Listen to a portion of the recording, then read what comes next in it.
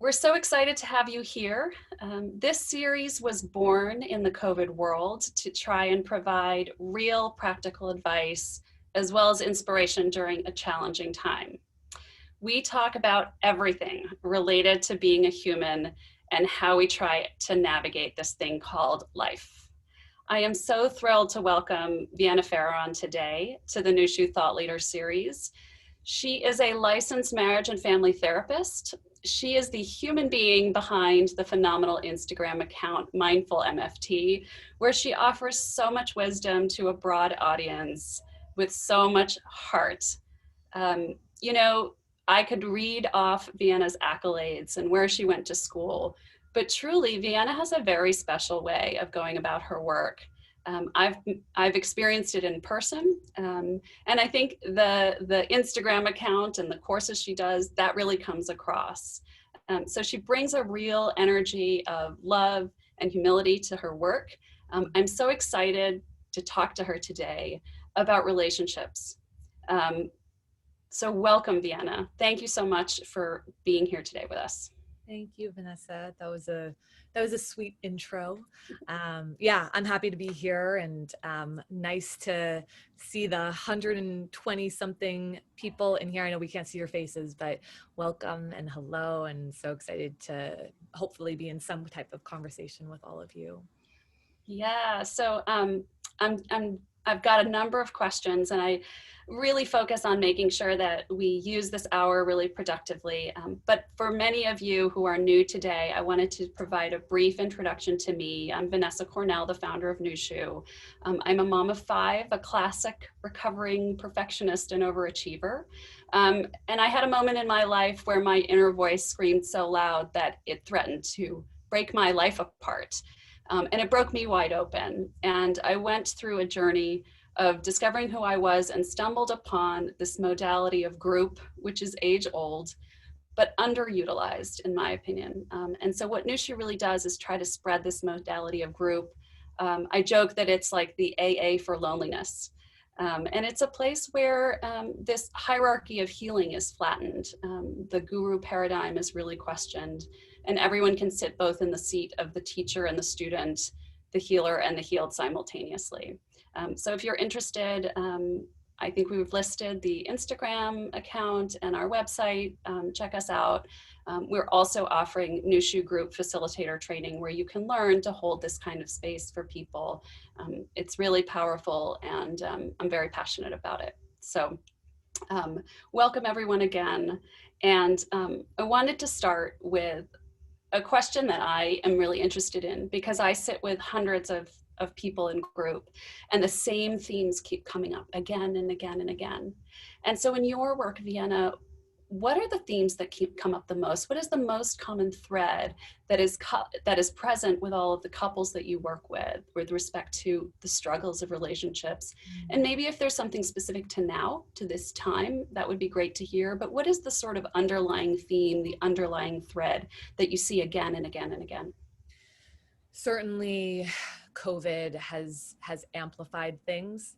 So yeah, the time right now can feel really intense for many. But I always, with there's so many directions that we can go with this question, and I always bring it back to our self awareness and our relational awareness.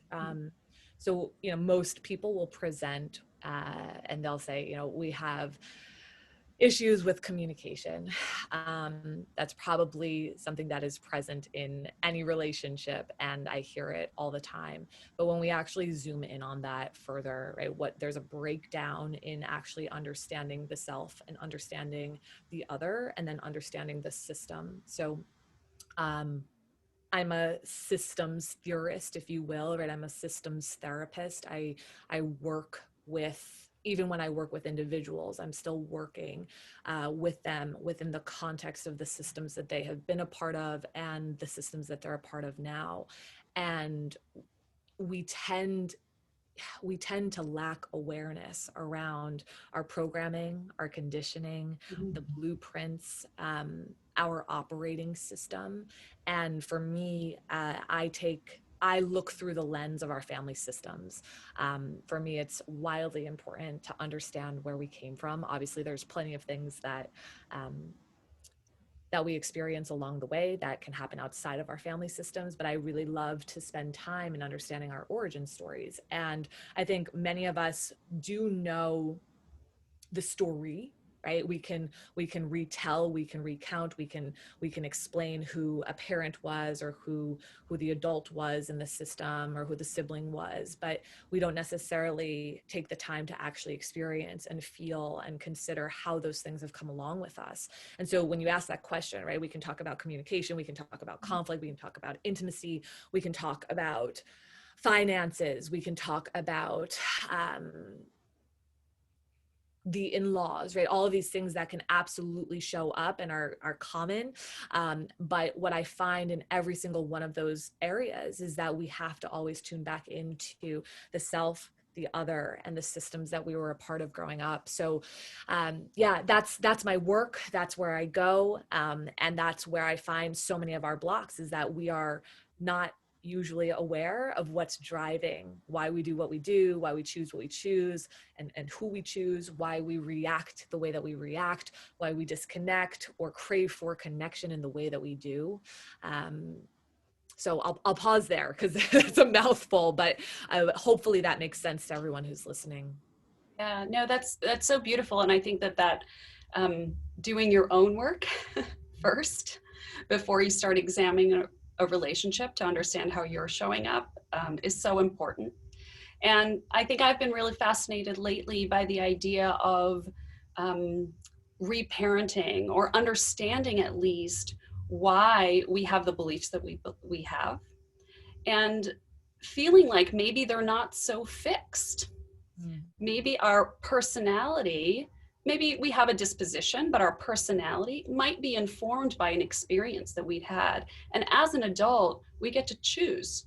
We get to choose whether, we will continue to react in a certain way to a certain trigger, or whether we can decide, what, I understand why I react that way. I understand where it came from. And now I have a choice as to whether I want to continue to react that way or not. Can you talk about that process of um, acknowledging, recognizing patterns, and then what do you do to sort of unravel those so that patterns that could be disruptive or harmful or hurtful or painful can lose their grip a little bit on your decisions, on your actions, on your relationships? Yeah. Um, I do really believe in our capacity for change. I believe that anybody can create change. It just has to come from them, right? If we're caught in this space of trying to change others, we're probably not gonna get there. But I have the honor of getting to witness and watch and observe and walk alongside of so many people who are on this path of creating change in their lives. And so when you say it's not just this fixed thing, I agree with that. What we have to tune into, right, and sort of what I was getting at before, is these origin stories, right? These stories of how our beliefs become ours. And so I always talk about how, like, when we're kiddos, when we're tiny little humans in this world, we are getting so many of our beliefs and our narratives, expectations from the adults in our lives, right? Parents, caretakers, um, and we absorb those as our own. Of course we do, right? When we're 3 years old, we're not like, hey, parent X, I don't agree with what you're saying. Like, we're not challenging those things. We don't know how to challenge those things. And so what we tend to do is we absorb it as truth. And because the adults in our lives are meant to be, they ought to be safe and secure humans, right? We go into that believing that what they're giving us is truth.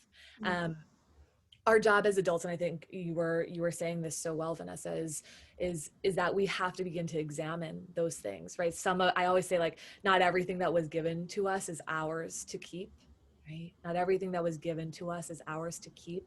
Our job is to examine this and to explore what it is that feels true, that is resonant with us, right? And what are some of the beliefs that we have to release and let go of, or shift, or see that like, oh, that's actually unintegrated, right? That was something that was passed down from a generation or many generations that came before me that I don't actually agree with, right? And so, how do we begin to do some of this processing work?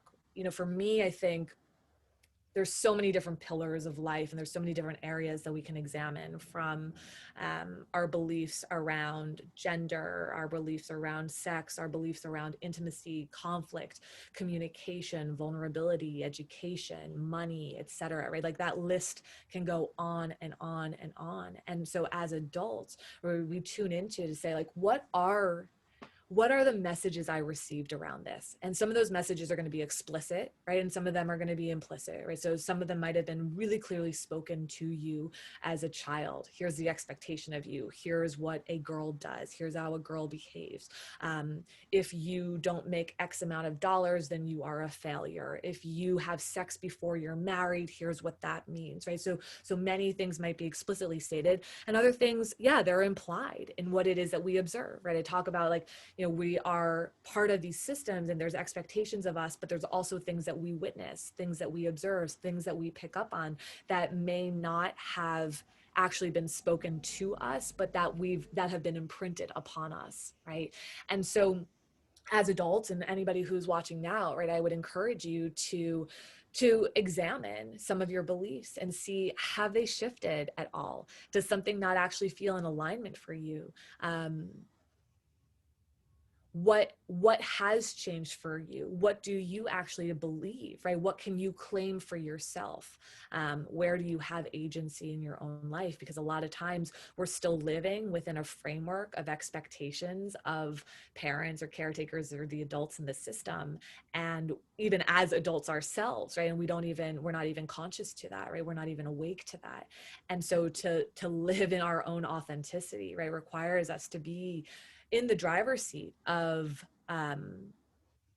our beliefs, and also in the driver's seat of like, why do I react or respond this way? So separate from beliefs that are given to us or expectations given to us, right? What do we observe around communication, for example? And how have I either taken that with me into my adult romantic relationships or friendships?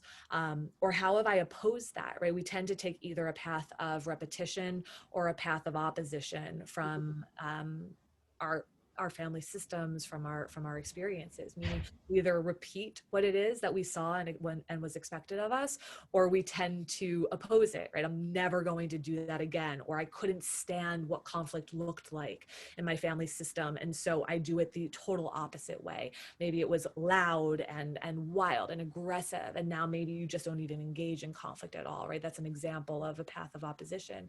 And I always say that our work is to take the path of integration, right? It cannot just be a pendulum swinging from repetition to opposition, right? How can I be in charge of myself, right? And this work of integrating those things, it's heavy stuff. This is not light work, right? It can absolutely take us a lifetime to do this work.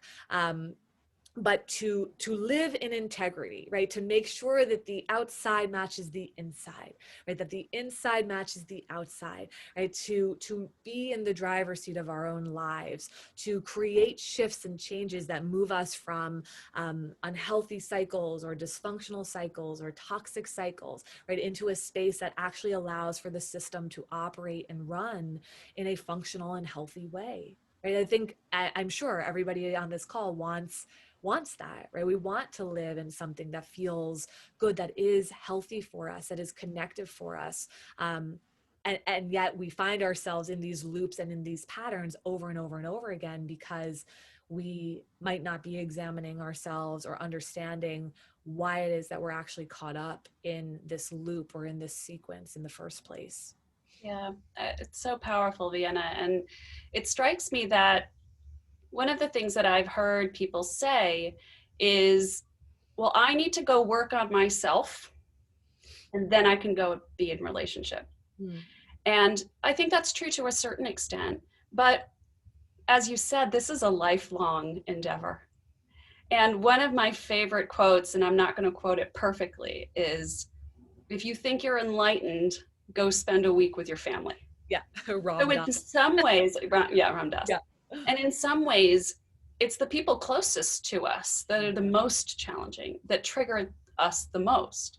Mhm. But it is, I think, in a way, supportive of that idea of discovering who you are and being in integrity, because those triggers offer windows, right?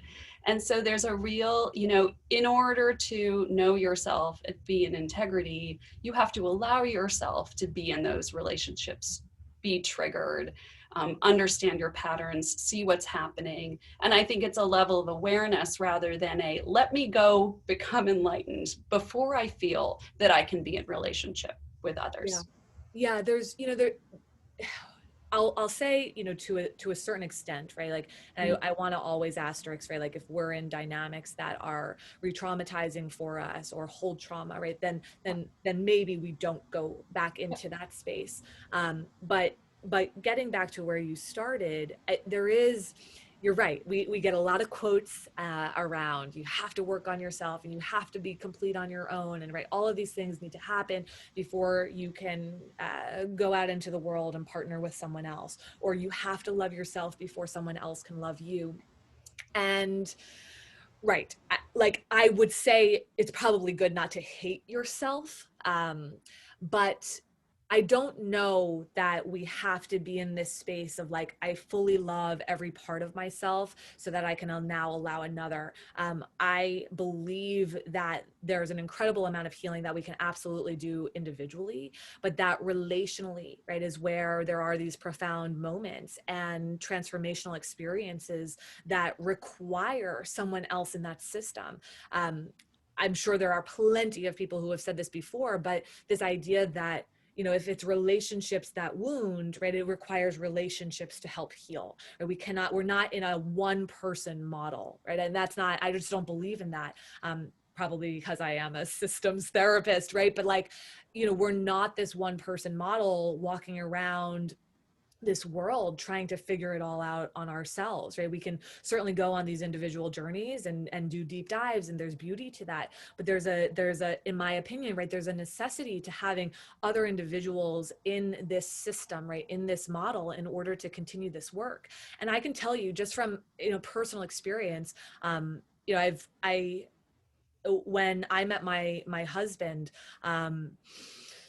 I I mean, I certainly liked myself, right? I was in a position where I didn't have self-hatred. I didn't have a terrible inner critic at that time.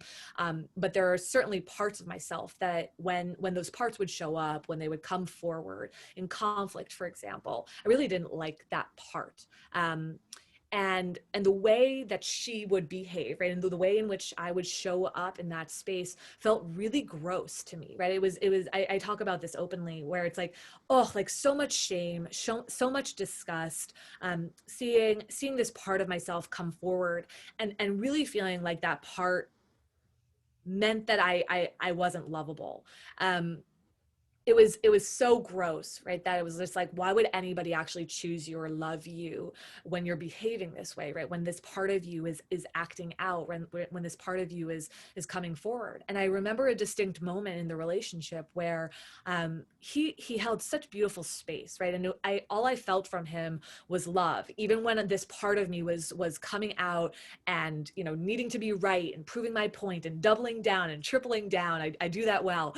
And he was just sort of witnessing and watching and setting a boundary with me, certainly, but like loving me still.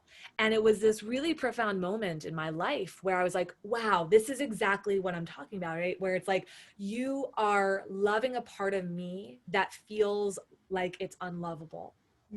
And there is healing that really happens in that space. Now, it's not like, oh, that part should stay around forever and I don't need to work on that part. I do.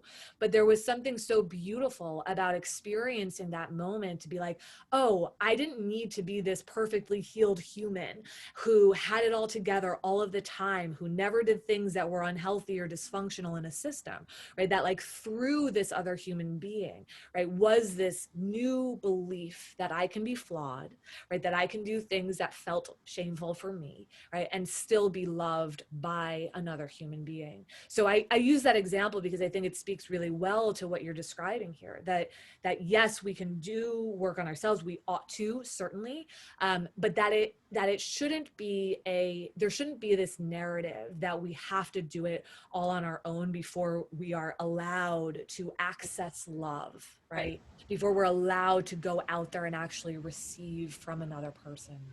Right. Right.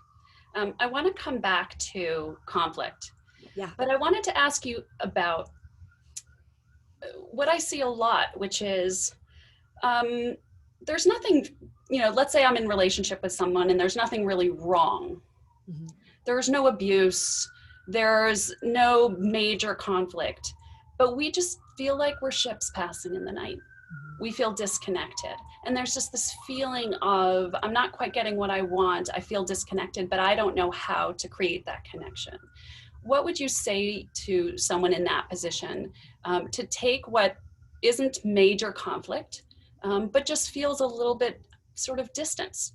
Yeah, it's a great question. I think a lot of times when we have these acute moments and things in our lives and in our relationships, it's much easier for us to bring attention to it, that there is something that is really wrong and needs our attention. And so some of these more subtleties in relationship where we're just disconnected, we're not as close, you know, I would probably start in the space of what does connection, what does intimacy actually look like for you, and do we have any parts of the self that struggle with allowing connection and allowing intimacy, right? If we're describing two ships sort of passing, I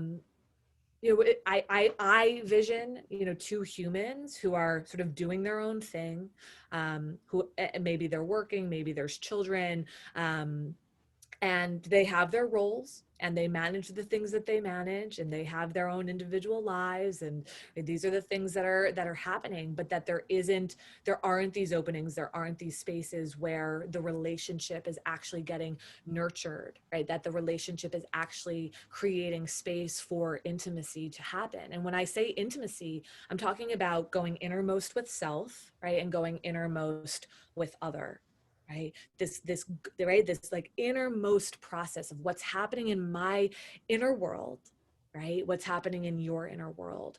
And sometimes we don't know actually how to access that, right? We're just sort of like, oh, how was your day? It was good, good, good, good. Anything happened? No, not really, or here's what I had for lunch, or, or it's the facts of the day, right? The kids did this, the kids did that, right? And it's just sort of reporting as opposed to actually dropping into what it is that we are feeling. And so when I have couples who are in that space, or individuals who are in that space, I want to understand what their relationship is to intimacy, to vulnerability, to connection, and what are the fears that we have, the concerns that we have, what are the threats that are present for us when it comes to moving in, leaning in, bringing something forward, right? What's the story, right? In narrative therapy, we talk a lot about sort of the storyline, right? What's the story that I hold, right? That I have about if I bring this up to you, right? If I move towards intimacy,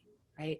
Oh, that you're going to reject me, or that you just don't have any time for it, or that your schedule is so busy. And so, I'm just going to feel rejected. Right. We want to tune into what that story is, or what that fear is of, like, what's going to happen if we actually connect? What will happen if I tell you how it is that I'm feeling? What will happen if I tell you that I am struggling? Will I be disappointed in the way that you show up for me or don't show up for me? Right. So we really want to tune into what that resistance serves, or what that block serves, because most of the time when we want something but we're not doing it, right, that resistance or that block is serving as some form of protection.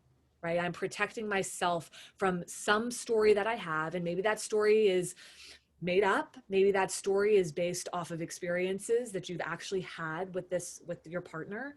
And maybe that story comes from a family system, right? Maybe that story has an origin story of what was it like to be connected or listened to when I was growing up? What was it like for me to be connected or intimate with a parent? How did they listen to me? How did they show up for me? Right? What's the storyline there? Because these experiences and possibly these wounds or these pains that we have, they can come with us, right? And they can become, like we were talking about before, sort of this belief that I hold around what happens when I try and do this. And Yeah. so, yes, what I would say to this couple is for us to explore what those stories are, to explore if there are fears or concerns around what it means to connect or be intimate, to explore the experiences that they've had when it comes to connection, right? Did they never get connection? Did a parent or a caretaker never tend to them, or only tend to them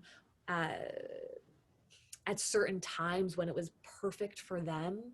Mhm. We want to really understand, again, these blueprints, these frameworks, both past, right, and then also the ones that have been created out of the relationship that we are in currently. Yeah. It's so fascinating to hear you talk about this because it's something that I come across in my work all the time. So, in a group where we say this is a space of permission to share what's on your mind and in your heart, I see a resistance to telling the truth. And we have to think about what is the underlying reason why we're not saying out loud something that's present to us. And I think for many people, when they share the things that are difficult or shameful, they're concerned about judgment. Sure. And they're concerned that if I share who I really am, then people will run away or they won't love me or I'll become rejected. And what I see again and again and again is exactly the opposite happens.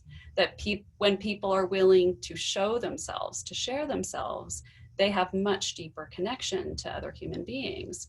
And so I think, it's so interesting because the space of permission is very important in my work, where we say those things that are spiraling in your head, here's the place where you're allowed to talk about them. And so, a funny story, when I got to know you, Vienna, I thought, I have a good relationship with my husband, but I should really go and see Vienna with my husband, because then I'll be able to bring up the things that I want to talk about that are difficult to just sort of bring up at the dinner table or in the flow of things. Because where is that place that's designated as a place of permission to say, here's where we talk about this?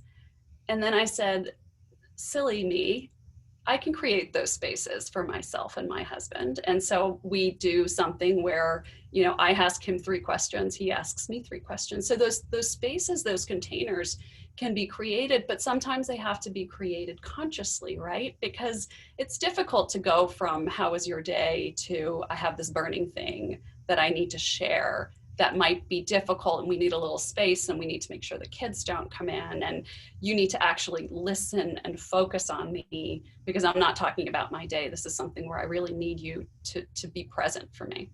Yeah, that's beautiful, and I want to acknowledge that you have a partner who wants to be a participant Yeah. in that, and that from that, right, so much beauty can be birthed, right? And I love that you guys ask 3 questions. It's a great exercise, and yeah, I mean, anybody who's listening, I hope that they take that tip from you. I am present to those who maybe don't have that access from a partner, and I think it is why groups or therapy can be so needed and so special, because there is an environment, right? There is a setting, there is a space where there is permission to bring it forward and to trust that there is this container around it. But for those who are craving it, right, from an intimate partner, right, that's that's the part that feels it's so heavy, right, when we don't have that in someone else, right, in the one person,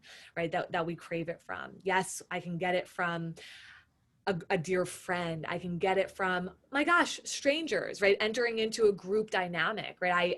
My husband and I lead retreats, and I'm always taken aback by how strangers enter in, and then within like 12 hours, right? There's just this incredible container, and people are opening up and sharing and feeling such a sense of safety and security.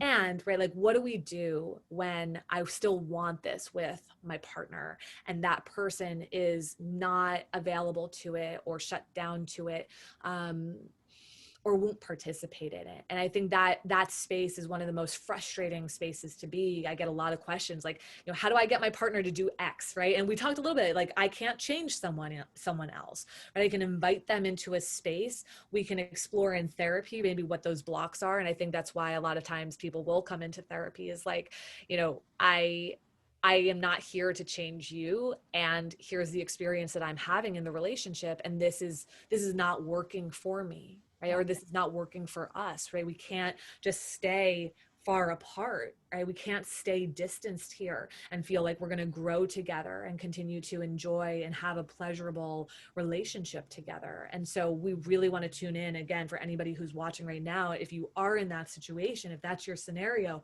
or you feel like you have a partner who is not engaged and who doesn't want to participate, or who is a bit avoidant,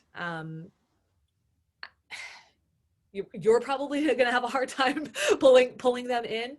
But what we do want to understand is that something about connection, leading back to that other answer, right? Something about connection, something about intimacy is overwhelming to the system, right? Staying disconnected, staying further away, staying on the surface is easier. And we want to understand why, right? Maybe there is trauma there. Maybe there is pain there. Maybe there is wounding there. So every time we're like, come on, just do this, just do that. Everybody else is doing it, like that can be blind, right? And it's important for us to tune into, there's always a reason, right? Why someone isn't moving in that direction. So our job is not to yank them, right? Our job is not to say, to threaten them, right? Our job is to understand, like, are there associations with intimacy or connection that are actually dangerous, right? For some people in trauma, right? Connection, closeness is danger, right? And here we are, even though, of course, intellectually, we're able to recognize that there are differences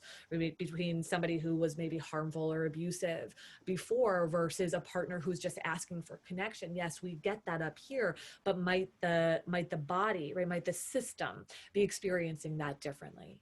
Right. Yep. So that's something we really have to tune into. And sometimes it requires us working with a professional to navigate that. Yeah, for sure. No question. And I wasn't implying that nobody should come and see you or seek professional help. I was just saying that in my particular case, I was like, what I'm looking for is actually not that. But Yeah. but absolutely, I hear you. So I want to go back to conflict for a Yes. moment. And I think the way we started thinking about it was, there is a broad picture, lifelong practice of really uncovering our triggers, our systems, our patterns. But what about in the moment? What about in the moment of conflict? How can we navigate on a short-term basis when probably in that moment of conflict, your nervous system is, traumas are being triggered? And how do we, in the short term, what are some basic guidelines that people can use to, first of all, just navigate it, and also maybe react in a way or act in a way that's not making the situation worse for the people around you, for yourself? What are some tools and perspectives that you can offer if you find yourself on a regular basis in, conflict with your partner? So if you find yourself in a regular basis in conflict, it lets us know that we do need to go further back, right? So I know that we probably don't have the time to like dive so into that piece, but if we're in a cycle, right? If we're in a loop, if we find ourselves in a pattern, right? We have a lot to unpack. So I just want to name that. But I always say, like, we always try to navigate conflict when we're in it. It's the hardest time to do it. It'd be like, we're like, okay, like, let me use this tool and let me figure this out and let me speak to you this way when I am flooded and I'm ready to go. And, for those who are the fighters, right? Who are just like, bring it on, right? And obviously we have a lot of responses in conflict, right? From fighting to fleeing to freezing, our threat response is there. And then the more learned one is sort of the fawn response, just becoming a pleaser and just making sure that it all goes away quickly.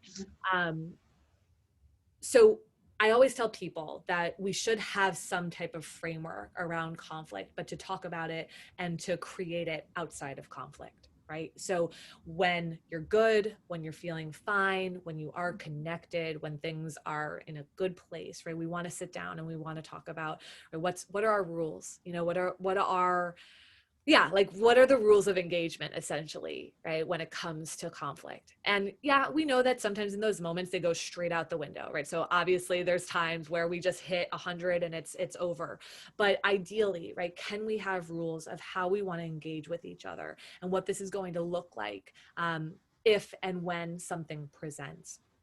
And to talk about what each individual needs in order to take good care of themselves. So for some people, right, it might be to actually pause, to take the time out. Maybe they want to go outside, go for a walk, go for a run, get into nature, take a shower, meditate, lay, stretch, whatever. Right, tuning into like, what is it that I need in this moment that is going to take good care of my mental, emotional health? Now, why sometimes that can be confronting for another is that if there is an abandonment wound for someone, and a partner is saying, I need space, right, I need to leave, right, that can activate something. So again, why we talk about this outside of conflict is really important, to say, hey, what I need to actually ground and regulate and stabilize myself is X, Y, and Z, right?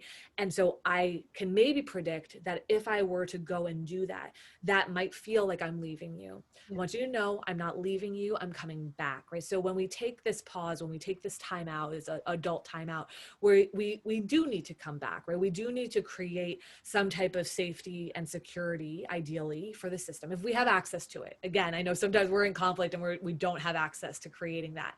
But if we have access to it, we want to do everything in our power to try to create some type of safety and security. We're coming back in, we're going to go reflect, we're going to go journal, we're going to take a little bit of time to just think about what it is that just happened, and then let's come back together when we're down a bit, right? When we're flooded, we know so hard to have this conversation and to stay clean with it, right? This problem is like, we go unclean, you know, we get dirty in that space, in the way that I was even describing myself, right? Double downing, triple downing, needing to be right, proving my point, right? That's not clean, right?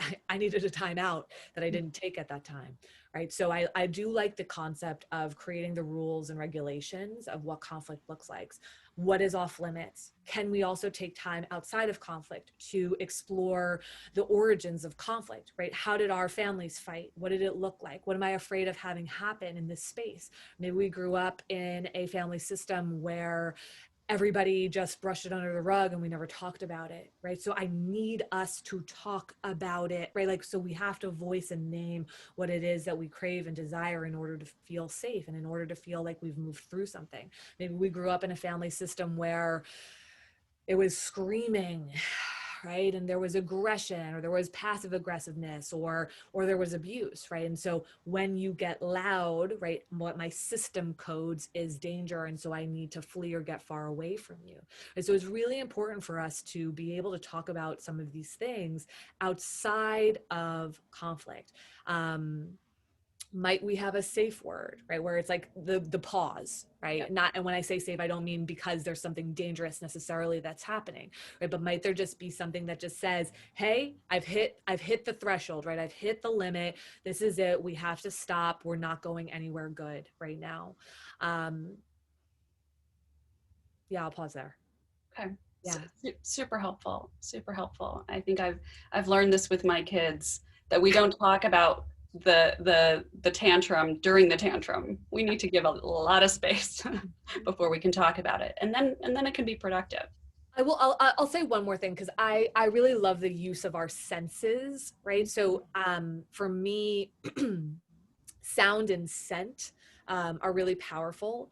And so I'd actually encourage anybody on this call, or watching the recording, to check in with your senses if there might be something that is actually really grounding or soothing for you, and versus that which is not.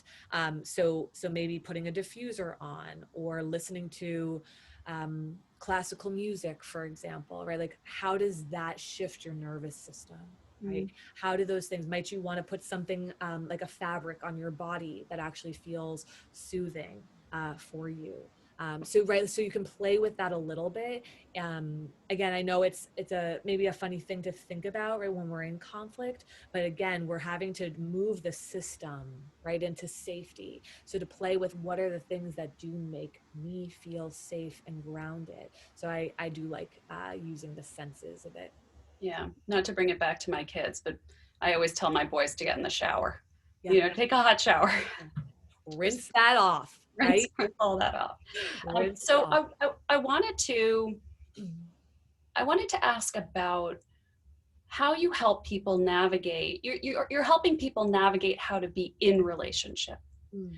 but how do you help people navigate whether they should be in relationship, Mhm. and how to figure out when it's time to let a relationship go, Mhm. when it doesn't serve them anymore. Yeah. And I know that you're offering a course on women contemplating divorce, which I think is such a beautiful offering, because it's taking something that's taboo, that people can't openly speak about, and giving people a place where they can speak about it. Mhm. Because if this is something that's in your mind, it's a very lonely place to be without a place to talk about it. So first of all, I think the offering is really beautiful, and we'll share it with everybody, on the call today and the email that goes out tomorrow. But I did want to ask you, how do you help people navigate whether it's time to let go of a relationship? Yeah. Um, yeah, it's such a sensitive space to be in. I think a lot of times, I mean, most of our narratives and messages are that once you are in one, you should try to stay in it. That's what we have been given, and that when it ends, that it's a failure.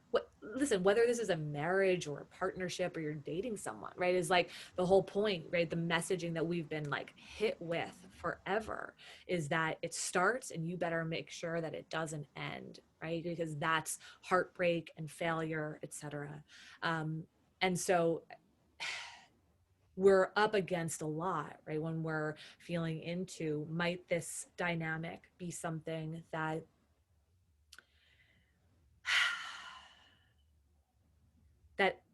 that stops here, right? That ends here, right? Might it just be something that has walked me or walked us through a chapter or many chapters of life?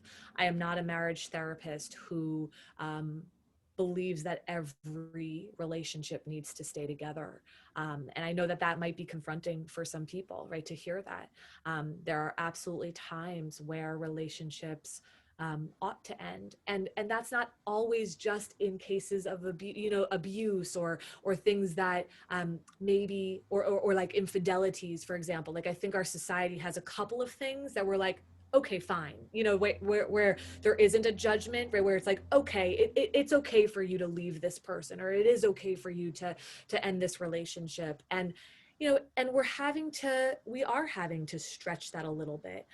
Now, of course, it's not to jump at the first sign of, oh, this was hard, so I'm out of here, right? Obviously, this is a very nuanced conversation, right? There's part of our work is to figure out whether or not the staying is our healing or whether the leaving is our healing, right? That's so important, right? Like, take that in, receive those sentences, right? Is the staying my healing? Is the leaving my healing? And some of us are quick to go, right? And part of our growth there might be to begin to discern or to begin to explore what is so confronting about staying, right? What is actually being required of us. And then for others, we might be people who head down and no matter what, and we can figure it out and we can do everything, and we had to be the glue, and we're not going anywhere because I have to stay, right? And maybe that is something that extends from a family system role that we had, right? And so there's so many questions to explore in this space, and it's hard without sort of having somebody's scenario or their story in front of us, right, to sort of work with this and explore whether or not it makes sense to explore either one of these paths, right? What is important in therapy, at least, is that we look at all, right? We begin to talk about and we begin to process sort of all these scenarios and understand what is coming up for us there, right? I think, ideally we are in relationship where there is expansion and growth that is happening, that we have a participant in another person.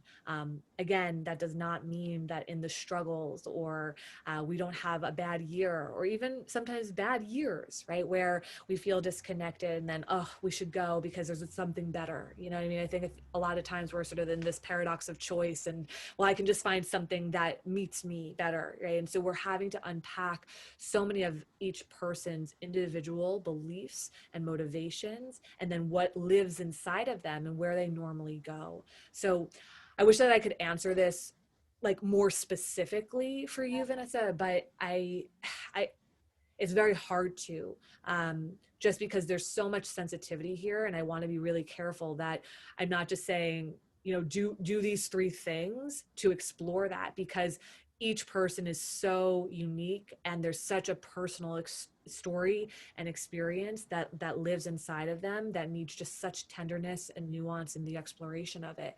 But I would say, sort of like, is the healing in my staying, is the healing in my going, right, is a really important prompt to consider. What do I normally do, right? What is my role normally? Who do I believe I need to be, right? And to begin to explore some of those questions and prompts.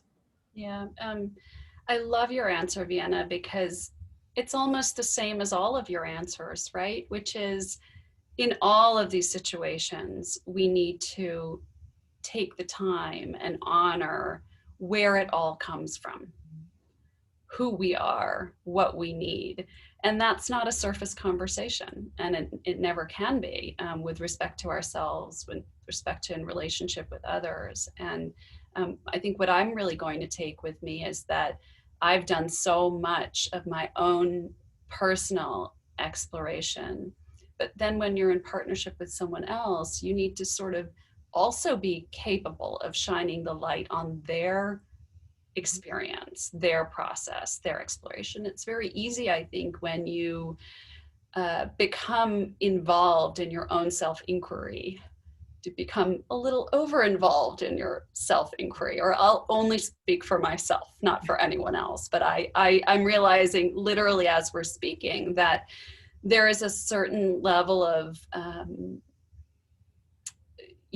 so finally interested in my inner world and inner landscape and curious and fascinated by it, that maybe I'm really sitting in there, to the exclusion of being open to looking into my husband's inner landscape Yeah. more fully. Yeah, it's beautifully said. And it is the work, right? I want to know about mine, and I also want to know about yours, right? Um, I have to understand my pain, my wounding, my trauma, and I want to understand your pain, your wounding, and your trauma. Yeah, Right? yeah, Yeah. it's so beautiful. I do want to, because I can't leave this without asking you about sex, Mhm.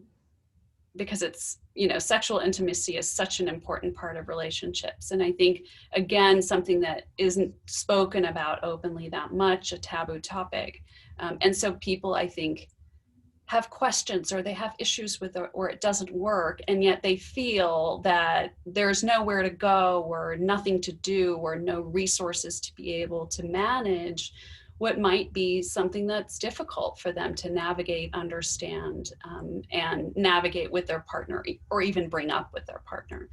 So how do you see the sexual intimacy side playing into relationships, and how do people, in the context of the process that you've outlined of, knowing yourself, knowing your partner, how does it play in? Yeah. You're right. It's still something that I think couples will hesitate to even name in couple therapy. Maybe if they're going to sex therapy specifically, where it's like very clear that this is what we're here for and this is what we're talking about. But people will still shy away from talking about their sex lives in couple therapy. And um, oh gosh, it's such a huge component. Um, and so easy not to talk about, and so easy to find ourselves in that disconnection, or just in the pattern, right? That like, okay, we sort of go through the motion, and maybe we have sex here and here and on these days, or this is what it looks like, right? But there isn't growth, right, that comes from it. And especially, when we talk about sex, we also have to have the conversation of desire, right, and fantasy, and all of that has to come into play. And you I love that you're like, as you answer every question, I'm seeing the pattern here of like, we've got to go back and explore. Thank you for calling that forward. We, at least as a start point, right, we want to understand our messages around sex. I named it really actually early on in our conversation of like going through the beliefs, right, the things that were given to us. What did the adults tell us about sex? Might religion be a component here that needs to be explored? Is exploration of the self something that where there was permission? Was there something that was shameful about that? Past sexual experiences, might there be sexual abuse, right? Might there be sexual traumas that are involved? There's so many people who have sexual experiences that are difficult, abusive, traumatic. And for anybody who's on this call right now, um, and that is true for you, take good care right now, and ground in whatever it is that you need to do. Um, but what I was going to say is that I can't tell you how many people have that experience and partners don't know about it. And very important. I mean, obviously, it requires a ton of safety and security to dive into those conversations with another person. But if we don't know the inner world and the inner map and these experiences that are housed, right, in somebody's body, right, then we're very blind going into this experience and having expectations or wishes or desires of our sexual experience and our relationship. Mhm. And so it's very easy, like I said before, to just sort of stay apart and separate, and to just go through the motions and have the sex that we have, and it's okay enough, and that's sort of where it ends. But we don't actually explore with each other in a way that is connective, safe, and potentially like really transcendent, right? I think a lot of times people will talk about how sexual experiences can absolutely be these transcendent experiences. If it feels really scary to consider having any of these conversations with a partner, I would encourage doing it with someone else.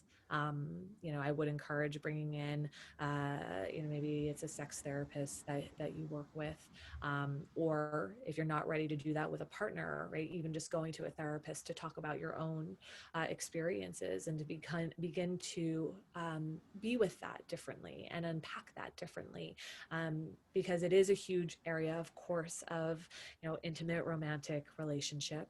Um, People in dynamic oftentimes have very different experiences and expectations of it. It's very rare for me to meet a couple who wants sex exactly the same way as the other person, exactly at the same time, right? All of the things, their fantasies match up perfectly. They have no shame, right? Like, I don't know if I've met that couple yet. I'd have to think about it. So my point is, like, we have differences, and if we've had sexual experiences before, our current partner, sort of remembering that, like, what came before is not this person too, right? A lot of times, oh, what pleased this other person, or what I liked about this experience with another human is not the same, that this is not the same person in front of you right now. And so applying the things that you have taken from the past and applying them to who's in front of you right now, is a dangerous path for us to go down. And I speak, I imagine that there are people partnered on this call and people who are not partnered on this call. And so I say that to tune into that a bit for anyone who's listening. Yeah. Yeah. Vienna, this has been such a beautiful conversation. And I think you've provided such an opening for people who want to explore this work. And part of the reason we named the talk Get the Love You Want is because I know that you and your husband have a course, have an offering called Get the Love You Want. And so I wonder if you could just talk about it for a minute, if people after this call are intrigued about that course, want to know more, want to be able to work through some of the things that we mentioned. Yeah. Yeah. My husband and I created this course because we wanted it to be an accessible thing. So many people don't want to come into therapy, or yeah, the consistency, the financial component of it is something that's hard for many. And so this course is a 6-week course. You can go at your own pace. You take your time. There's people who do it over a year, or they do it with one partner and then they do it with another thereafter. But we dive into self and relational awareness. In fact, we've probably covered a few of the things that we dive into in the course.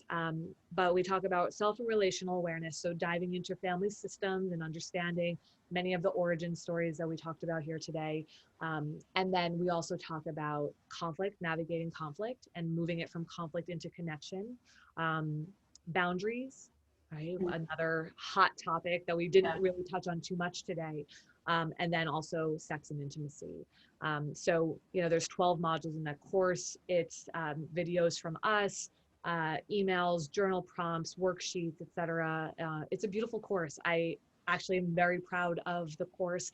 And once we finished it, I was like, this is actually like, there's a tremendous amount of work in this, and value and sort of richness to the work. And so, yeah, I mean, anybody who's interested in that, I would encourage it. And I think we have a discount code for everybody who's on this call too. So Yes, that will be, thank you for that, for generously offering that. That will go out in the email tomorrow. But I wanted to ask, is it also applicable for people who are not partnered? yes. This is literally for any human who is like curious about these components of relationship, right? Yeah, So whether you are single, partnered, widow, it does not matter what the relationship status is.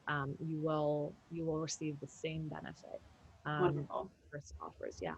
Well, I'm personally excited to dive into it, and I wanted to thank you for being with us. It's always such a pleasure to talk to you, and to hear your wisdom and the warmth with which you share it.